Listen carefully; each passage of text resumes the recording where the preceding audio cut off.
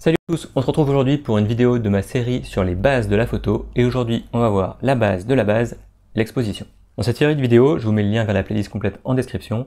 Vous trouverez tout pour avoir les bases en photo avec la théorie mais aussi avec des exercices pratiques pour vraiment intégrer tout ça efficacement. Sujet du jour, l'exposition. L'exposition, ça veut dire la quantité de lumière que reçoit votre capteur de votre appareil photo et en conséquence le niveau de la luminosité de la photo. Une photo trop sombre et sous-exposée, une photo trop claire et surexposée. Une photo comme il faut et bien exposée. Évidemment, cette notion est subjective, mais pour un appareil photo, ça veut dire quelque chose de précis, ça veut dire une exposition moyenne qui correspond à un gris neutre si la photo était en noir et blanc. Donc quand vous demandez à votre appareil photo de gérer lui-même l'exposition d'une photo, il va faire la moyenne de tous les pixels, calculer la luminosité moyenne et augmenter ou diminuer les paramètres de l'exposition pour que ça donne bien en moyenne un gris neutre. Ça veut dire que si vous prenez en photo un mur parfaitement blanc, votre appareil photo va s'arranger pour que sur votre photo, il soit parfaitement gris. Et c'est pareil pour un mur noir. L'appareil photo essaiera d'avoir la même exposition pour que ce soit une belle après-midi ensoleillée ou une photo prise de nuit. Ce sera donc à vous de dire à votre appareil si vous voulez qu'une photo n'a pas une exposition moyenne. Alors quels sont les paramètres qui permettent d'ajuster l'exposition? Il y en a trois. La durée d'exposition, l'ouverture et la sensibilité ISO. Ils font chacun l'objet de vidéos plus détaillées dans cette série sur les bases de la photo, mais je vais rapidement vous les présenter, puisque ce qui est intéressant, c'est que chacun des trois paramètres a un effet différent. Le premier moyen d'augmenter l'exposition d'une photo, c'est d'augmenter la durée d'exposition, ce qui est aussi appelé le temps de pause. Pour capter plus de lumière, il suffit de capter la lumière pendant plus longtemps. Si vous laissez votre capteur exposé 2 fois plus longtemps, il captera 2 fois plus de lumière. C'est simple. Pour des photos courantes, le temps de pause s'exprime généralement en fractions de seconde. 1 centième de seconde, 1 200e de seconde, etc. Du coup, il ne faut pas oublier que le double d'un centième de seconde, c'est pas un 200e de seconde, mais un 50e de seconde. Au niveau de l'effet secondaire de changer la vitesse, c'est que pendant que votre capteur enregistre tranquillement la lumière, les choses peuvent bouger. Et cela risque de créer du flou. Si je bouge ma main pendant que l'appareil photo prend la photo, elle va être floue. Le deuxième moyen d'augmenter l'exposition, c'est d'augmenter l'ouverture du diaphragme de l'objectif. Pour aller plus vite, on dit simplement l'ouverture. Si vous voulez plus de lumière, il suffit d'avoir une plus grande fenêtre chez vous. Et sur un objectif photo, c'est pareil. Il y a des petits volets qui permettent d'ouvrir ou de fermer plus ou moins l'objectif. L'effet secondaire, c'est de réduire la profondeur de champ, c'est-à-dire la zone qui sera nette sur ma photo. Tout ce qui est plus loin ou plus près que ma zone de mise au point sera flou. Le problème aussi, c'est que l'ouverture est limitée par l'objectif.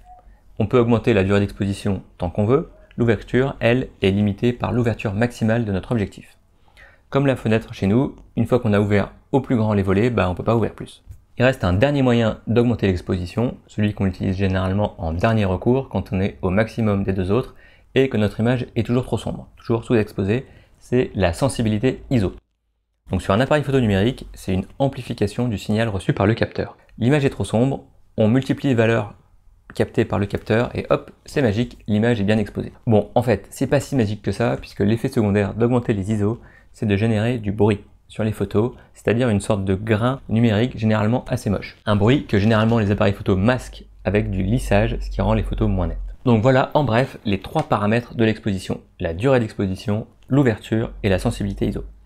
Ne vous inquiétez pas si tout n'est pas encore très clair. Comme je vous l'ai dit, on reparlera en détail de chacun de ces paramètres dans 3 vidéos dédiées. C'est tout pour la théorie sur l'exposition. J'espère que ça vous aura intéressé. Si c'est le cas, n'oubliez pas de mettre un pouce. À suivre tout de suite, on passe à la pratique et on voit ensemble comment reprendre le contrôle de l'exposition de ces photos. La première étape indispensable pour cet épisode, ça va être de savoir comment corriger l'exposition sur son appareil photo. Pour ça, le plus simple, c'est une fonction appelée correction d'exposition qui est présente sur quasiment tous les appareils photo.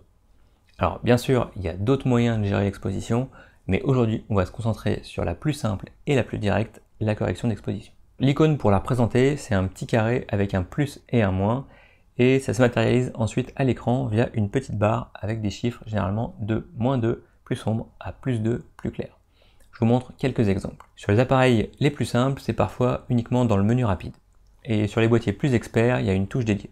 Sur d'autres boîtiers comme les Fuji, il y a même directement une petite molette physique pour régler la correction d'exposition. Attention, cette fonction est parfois désactivée si vous êtes en mode entièrement automatique, en mode IA, etc. Il faut parfois passer au minimum en mode programme pour y avoir accès. Elle est aussi souvent désactivée en mode manuel puisque vous fixez vous-même les paramètres d'exposition. Enfin bref, trouvez comment utiliser cette fonctionnalité sur votre appareil photo. Le premier exercice, ça va être simplement de prendre en main cette fonctionnalité, de vérifier que ça fonctionne et de voir un peu concrètement l'effet que ça peut avoir sur votre photo. Donc mettez-vous si possible dans des bonnes conditions lumineuses, en extérieur, en journée par exemple, et prenez une photo. Puis ensuite, jouez avec la compensation d'exposition en essayant une photo à +1, +2, -3, -1, etc. en passant éventuellement par des valeurs intermédiaires et observez le résultat. Faites quelques photos avec une légère compensation d'exposition positive, par exemple +1/2 ou +1/3, et légèrement négative, et demandez-vous quelle photo vous plaît le plus, est-ce que c'est toujours celle qui est à 0. Maintenant que vous savez comment marche la compensation d'exposition, on va voir quelques cas concrets où elle est utile. Prenez un petit objet quelconque et placez-le devant une feuille blanche ou un mur blanc. Et avec votre appareil photo, cadrez pour avoir en gros toute la feuille dans le cadre. De base, votre appareil photo va donc essayer de donner une exposition moyenne à la photo, comme on l'a vu dans la vidéo d'avant. Et comme l'essentiel de la photo, eh bien, c'est la surface blanche, il va essayer de lui donner une exposition moyenne, donc gris. Du coup, le sujet, lui, va être largement sous-exposé, trop sombre. Avec la correction d'exposition, on va pouvoir dire à l'appareil photo, augmente-moi l'exposition, c'est du blanc derrière, c'est pas du gris, donc c'est normal, et ainsi exposer correctement l'image. C'est super utile si vous prenez des gens sur fond clair, mais aussi à la montagne par exemple, où la neige est bien blanche, bien lumineuse, et où votre appareil photo de base, si vous lui dites rien, va la rendre bien grise, bien terne. Un coup de compensation d'exposition et tout va rentrer dans l'ordre. Vous pouvez faire le même exercice avec un t-shirt noir où, à l'inverse, l'appareil photo va rendre le noir gris et donc votre sujet beaucoup trop clair. Avec une correction d'exposition négative, vous aurez un sujet bien exposé sur un fond bien sombre, noir. Et donc il va bien ressortir. Dans ce sens-là, c'est souvent utile, par exemple en photo de nuit, pour retranscrire l'ambiance sombre de la nuit. C'est aussi utile en photo de spectacle, par exemple, où la salle est globalement noire et seuls les artistes sont éclairés. Vous pouvez aller faire quelques photos de nuit et tester à quel niveau de correction d'exposition l'atmosphère sombre de la nuit est bien située sur vos photos. Dernier exercice, le contre-jour total. Donc là, on va placer en contre-jour total un petit objet ou quelqu'un, si vous avez quelqu'un de patient sous la main, devant un fond clair. Donc ça peut être devant n'importe quelle source de lumière assez forte, une fenêtre éclairée, le soleil, faites attention à vos yeux, votre écran d'ordinateur ou ce genre de choses. Sans correction d'exposition, votre appareil va vous donner un gris moyen, donc quelque chose comme ça. C'est-à-dire un fond un peu surexposé et un sujet beaucoup sous-exposé.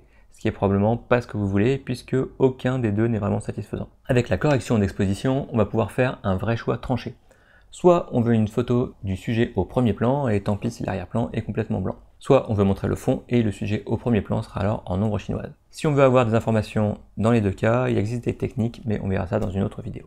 Avant de conclure, si vous êtes curieux, je vous invite à jeter un œil aux paramètres de prise de vue de vos photos de test pour voir ce que l'appareil photo a modifié quand vous avez modifié l'exposition. Est-ce que c'est l'ouverture, le temps de pause ou les ISO? Vous pourrez alors constater que pour avoir une exposition à +1, il a fallu par exemple doubler le temps de pause ou les ISO, donc avoir 2 fois plus de lumière. Pour avoir plus d'exposition, c'est 4 fois plus de lumière qu'il faut. Voilà, j'espère qu'avec ces petits exercices, vous serez maintenant capable d'avoir des photos bien exposées dans toutes les situations. Et en conclusion, et c'est pour ça que j'ai fini par le cas du contre-jour, n'oubliez pas qu'il n'y a pas de règle générale sur ce qu'est une photo bien exposée. Tout dépend de votre intention photographique et de l'ambiance que vous voulez donner à votre photo.